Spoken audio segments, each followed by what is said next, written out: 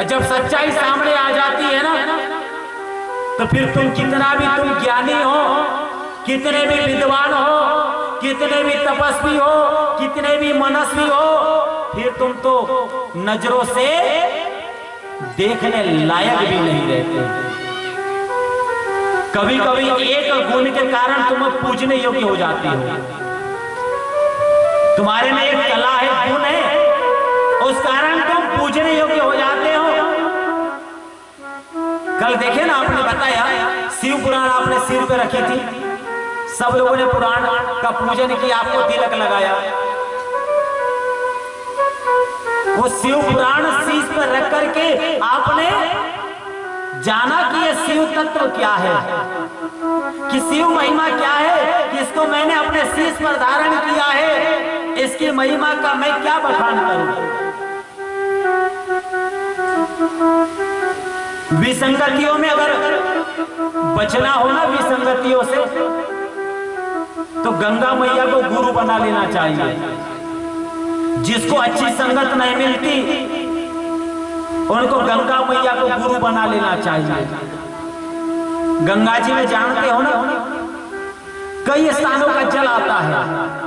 गंगा जी में कई स्थानों का जल आता है, कितनी गंदगी, कितना कचरा बहते हुए आता है। और गंगा जी भी कहती है, चल रे भैया चल, तू भी चल, कचरा भी चल, मिट्टी भी चल, और गंदगी भी चल, चल चल चलते चल। लेकिन गंगा जी किसको मिलाती है? गंगा जी उसी को मिलाती है जो गंगा जी के साथ मिलना जानता है। जो गंगा जी के साथ मिलना जानता है, गंगा जी उसी को मिलाती है। और जो गंगा जी के साथ नहीं मिलना चाहता या मिलना नहीं जानता, गंगा जी अपने आप कचरे को बाहर कर देती है, गंदगी को बाहर कर देती, करती कि नहीं? बाहर कर देती है। उसी प्रकार संगत करो, लेकिन देख लो कि ये पूरी संगत वाला व्यक्ति है, ये तो फंसेगा ही, लेकिन इसके साथ मुझे भी फंसना पड़ेगा। इसके सावधान हो जाना, सचेत हो जाना कि इससे मुझे बचना है। जिसको अच्छे संगत नहीं मिलती उनको गंगा मैया को गुरु बना लेना चाहिए। बोले गंगा मैया की। देवराज नाम का ब्राह्मण, कर्मकांड विशेषज्ञ, देव पूजन करने वाला, एक दिन तालाब में गया और तालाब में क्या देखा जानते हो? एक शोभावती नाम की वेश्या को देखा। वेश्या को देख करके आकर्षित हो गया। उसको देखते ही मन में काम की वासनाएं जाग गई। देवराज नामक ब्राह्मण ने एक स्त्री को देखा, सुंदर शोभावती नाम था। उस स्त्री को देख करके मोहित हो गया और मोहित होकर के बहुत ही और सरलता से यदि समझेगा ना, तो पुराण सुनाने में मुझे आनंद आएगा, आपको समझने में भी बड़ा अच्छा लगेगा।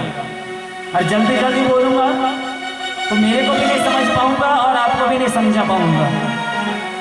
और सरलता से सुनना है अपने को। सबसे पहले ये बात बोलूं मैं, जो मैं बोल रहा हूं आप लोग समझ रहे कि नहीं? मुझे पता चला कि गुरुजी बोले उतने दूर से आए हैं। जो मैं बोल रहा हूं आप समझते कि नहीं? माता लोग बोलोगे तो मैं हाँ बोलूंगा, मैं तो समझूंगा। मैं जो बोल रहा हूं आप लोग समझते हैं ना? हाँ जी भैया लोग, दादा लोग, कि बस मेरी हाँ में हाँ बोल रहे हो? मैं तो पता चला गुरुजी बोल रहे हैं तो मैं भी बोलूं हाँ। नहीं, एक बार ऐसी घटना हुई ना, एक बार एक गांव में सोचा, गांव वालों ने सोचा कि आजू बाजू के गांव में कथा होती है, पुराण होती है, तो अपने गांव में भी पुराण होना चाहिए, भागवत होना चाहिए, पुराण होना चाहिए। तो गांव वालों ने चंदा इकट्ठा किए पुराण करने के लिए, और सब लोगों ने चंदा इकट्ठा करने के बाद अब सोचे कि अब पुराण के लिए किसको बुलाया जाए, कौन से गुरुजी को बुलाया जाए। तो गांव से थोड़े दूर में एक गुरुजी रहते थे, शान गुरुजी, ऐसे दाढ़ी वाले, ऐसे दाढ़ी वाले। और आप लोग जानते हो आज से 10 साल पहले ऐसे दाढ़ी वाले बाबा जी कथा करते थे। हम लोगों को मतलब कोई ये नहीं था, हमारी उम्र का कोई कथा नहीं करता था, ऐसे दाढ़ी वाले करते थे। लेकिन आज की स्थिति ये कहती है कि जब तक युवा वर्ग जागेगा नहीं तो कब, अभी नहीं तो कभी।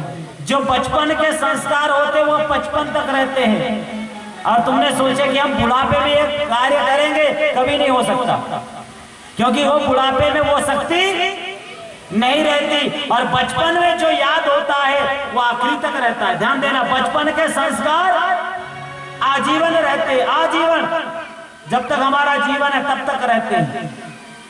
तो एक गांव में कभी कथा नहीं हुई। गांव वालों ने सोचा कि चलो अपने गांव में चंदा इकट्ठा कर लेते हैं और पुराण का आयोजन कर लेते हैं। सब चंदा इकट्ठा किए। अब गुरुजी की तारीख लेने के लिए गए। जब गुरुजी की तारीख लेने गए तो गुरुजी से मिले। गुरुजी से कहा, गुरुजी ने कहा आओ, कहाँ से आए हो? तो बोले हम फलाने गांव से आए, आओ बैठो। गुरुजी अपने गांव में पुराण करना है, कौन सी? श्रीमद् भागवत पुराण। हो सुफल जन्म हो गयो तुम्हारो। श्रीमद् भागवत का नाम लिए तो क्या कहा गुरुजी ने? सुफल जन्म हो गयो तुम्हारो। क्योंकि भगवान का नाम ऐसे नहीं आता, क्योंकि नमक मिर्ची लहसुन प्याज अदरक खा खा के इतनी बटर इतनी मोटी हो गई है कि भगवान का नाम नहीं आता। अरे भगवान का नाम अभी से जप लो, अंत समय आया नहीं आया। क्योंकि कहते हैं जन्म जन्म मुनि जतन कराही, अंतरा में जुआ भगवानी। जन्म जन्म मोहि जतन कराही, अंतरा में जुआ भगवानी। राम सिया राम सिया राम सिया राम,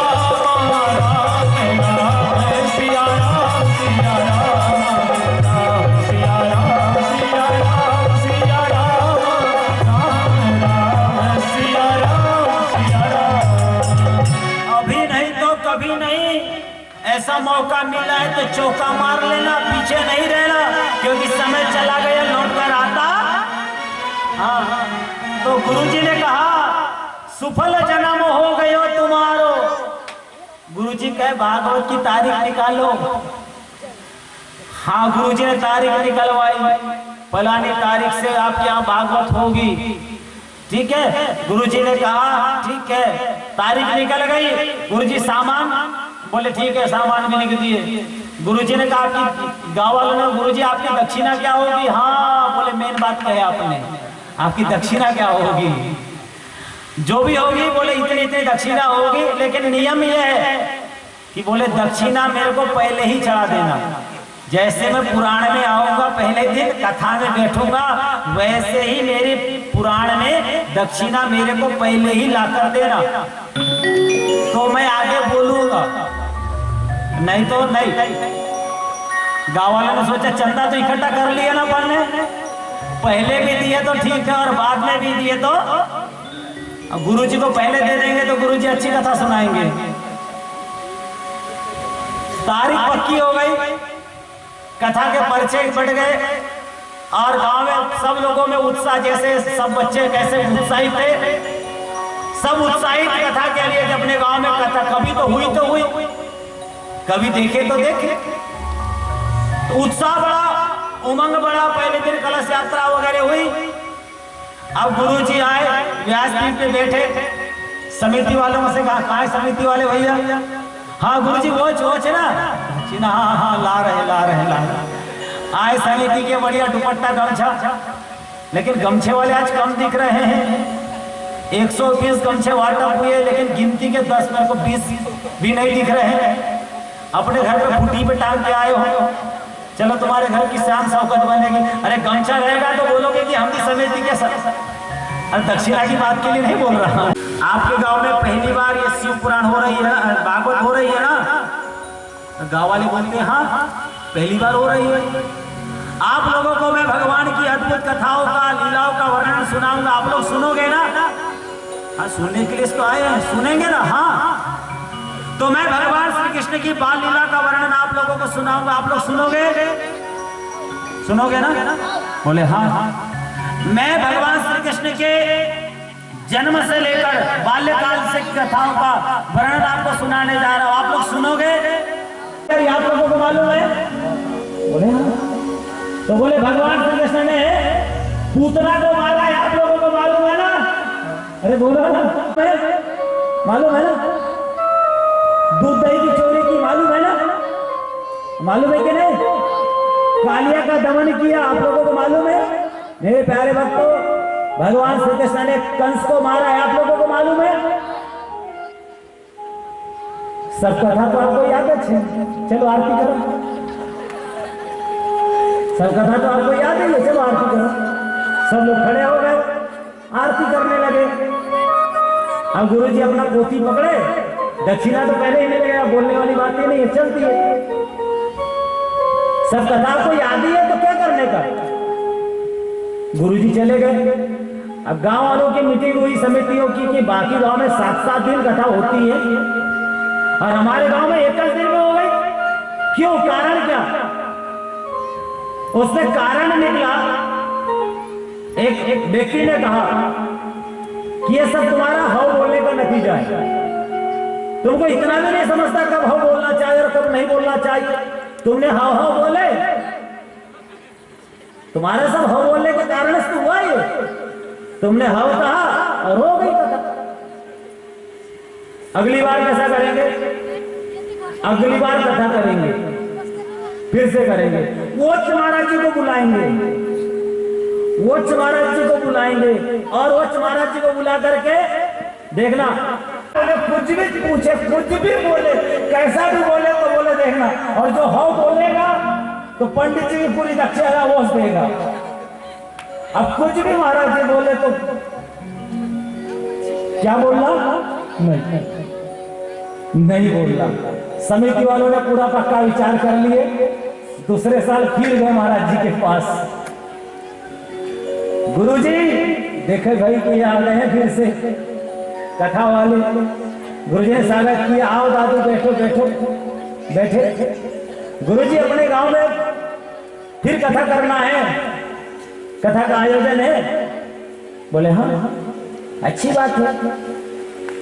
तो तारीख वारीख? हाँ बोले फलाना तारीख से लिख लो, तारीख लिख लो। अब मेरा नियम मालूम है ना कथा का? गुरुजी कहते हैं कौन सा? वो चला दक्षिणा वाला। हाँ हाँ मालूम है, मालूम है। पुराण में आते समय आपको दक्षिणा देनी है। हाँ हाँ।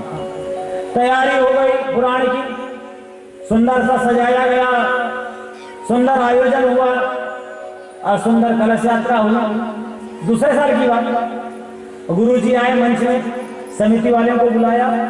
समिति वाले आकर के दक्षिणा, गुरुजी बोलना शुरू किए, मेरे प्यारे भक्तों आप। बोले नहीं, मेरे प्यारे भक्तों, मैं भगवान की अनन्य लीलाओं को अपने वाणी से सुनाऊंगा, आप लोग श्रवण करेंगे। आदियों की बद की कथा मैं आपको श्रवण कराऊंगा। भगवान ने माखन लीला कैसे करी, उखल बंधन कैसे हुआ, ये मैं आपको अपने वाणी से श्रद्धा का रस साधन आपको कराने वाला हूं।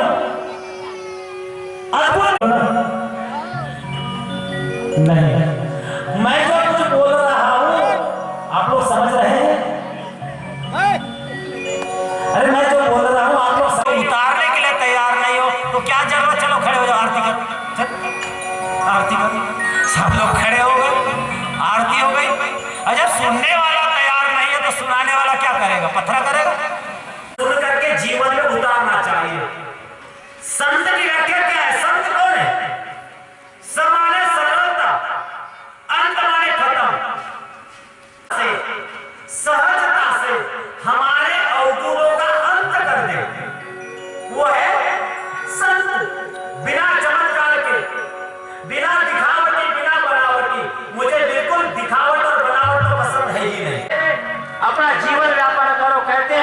निर्भय आए निर्भय जाए, वो को काल कभी न खाए। क्यों?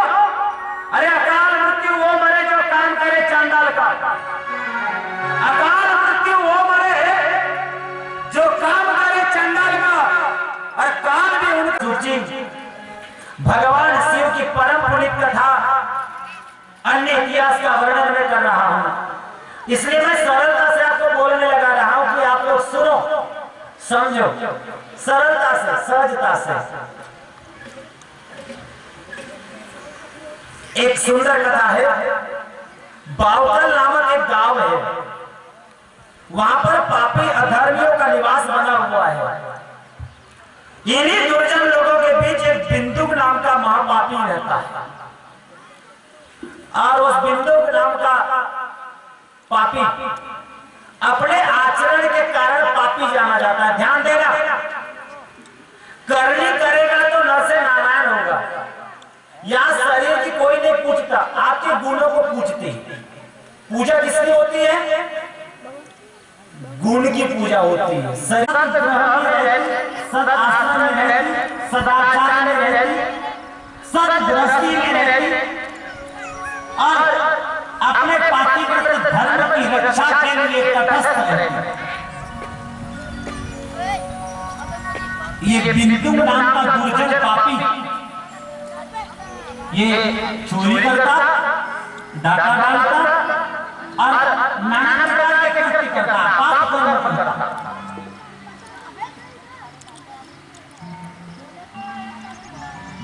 पर स्त्री के साथ रमन करता।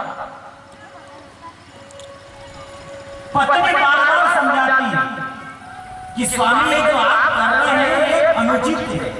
अच्छी बात अपने पति से कही कि स्वामी देखो, एक पुरुष बहुत सारी पत्नियों को रखता है, एक पुरुष बहुत सारी पत्नियों को रखता है, ठीक है, लेकिन एक पत्नी ने बहुत सारे पुरुष को रखी तो क्या वो पुरुष क्या कहेगा? जब एक पुरुष बहुत सारी कथा कह रहे हैं, मैं नहीं, शिव कथा ऐसी कथा है, परिवार की कथा है। एक पुरुष बहुत सारी पत्नी को रख सकता है, पत्नी ने बहुत सारे पुरुषों को रखी तो वो पुरुष क्यों नहीं स्वीकार करता? इस पर विवाद होगा। पत्नी ने धीरता का परिचय देते हुए कहा कि स्वामी मैं आपके आधार में पत्नी पैदा हूं, आपको आपके पतन होने से बचा के पति को अपने पति को पतन होने से बचाए, अपने पति को पाप। चाचा मैं सही ले रहा हूँ कि नहीं? तो मैं तुझे पिछले बार लिया था क्या उसने टेमरे ने? तुझे ऐसा कुछ लिया था? तालाब की पूरी लो, तालाब की पूरी ले रहा हूँ। हमारी फोटो आई नहीं, तुम भी खड़े हो जाओ यहाँ। नमस्कार। तो समझ लेना बीच में ही डूब गई। और वृद्धावस्था कैसी है? वृद्धावस्था तालाब की जैसी, वृद्धावस्था तालाब के जैसी है। एक जगह, एक दायरे में, एक स्थान पे जहां तक है वहीं पर है। चाह कर भी तुम कुछ नहीं कर सकते। जो बचपन के संस्कार है वो बचपन तक रहते हैं। वृद्धावस्था बाल्यावस्था समुद्र के जैसी है, तरुण अवस्था बहती हुई धारा के जैसी है, और वृद्धावस्था तालाब की जैसी है। एक जगह में है, उसी दायरे में है। कुमार्तर पर चल पड़ी। जब तो तुमको कुकर्म में पापी बन करके जाना पड़ेगा, प्रेत बनना पड़ेगा। और प्रेत बन करके वह भ्रमण करने लगा, इधर उधर भ्रमण करने लगा। अब पत्नी क्या करे? अब वृद्ध शरीर हो गया, कब तक साथ दे? जब वृद्ध हो गई, शरीर में विकृत शरीर कुमलाने लगा, तब इधर उधर भ्रमण करने लगी, इधर उधर भटकने लगी।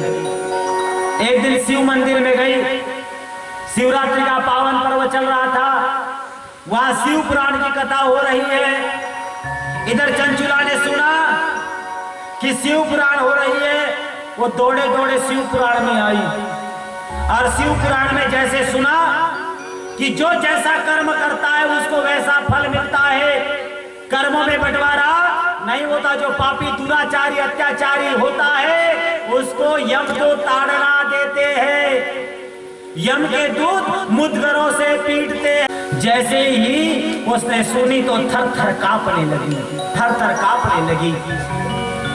जब थर थर कांपने लगी, जब कथा का विराम हो गया, विराम होने के बाद गुरुजी जाने लगे, वो गुरुजी के पास आई, चरण